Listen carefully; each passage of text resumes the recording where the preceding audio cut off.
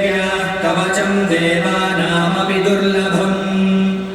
यः पठेत् प्रयतो नित्यं त्रिसन्ध्यं श्रद्धयान्वितः दैवी कला भवेत् तस्य त्रैलोक्येष्वपराजितः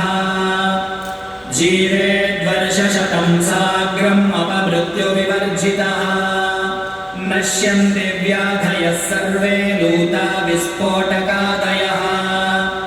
स्थावरं जङ्गमं चैव कृत्रिमं चापि यद्विषम्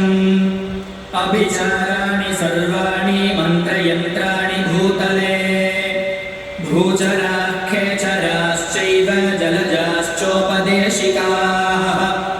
सगजा कुलजा माला डाकिनी शाकिनी तथा अन्तरिक्षचरा घोरा डाकिन्यश्च महाबलाः ग्रहभूतपिशाचाश्च यक्षगन्धर्वराक्षसाः ब्रह्मराक्षसवेतालाः कूष्माण्डा भैरवादयः नश्यन्ति दर्शनात् तस्य कवचे हृदि संस्थिते मानोन्नतिर्भवेद्राज्ञस्तेजो वृद्धिकरं परम् यशसा वर्धते सोऽपि कीर्तिमण्डितभूतले जपेत् सद्भूमण्डलं धत्ते सशैलवनकाननम् तावत् तिष्ठति मेदिन्यां सन्ततिः पुत्रपौत्रिकी देहान्ते परमं स्थानं यत्सुरैरपि दुर्लभम्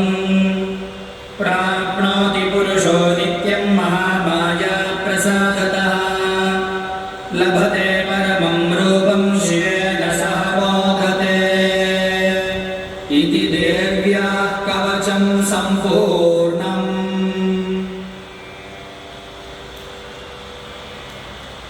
स्तोत्रम्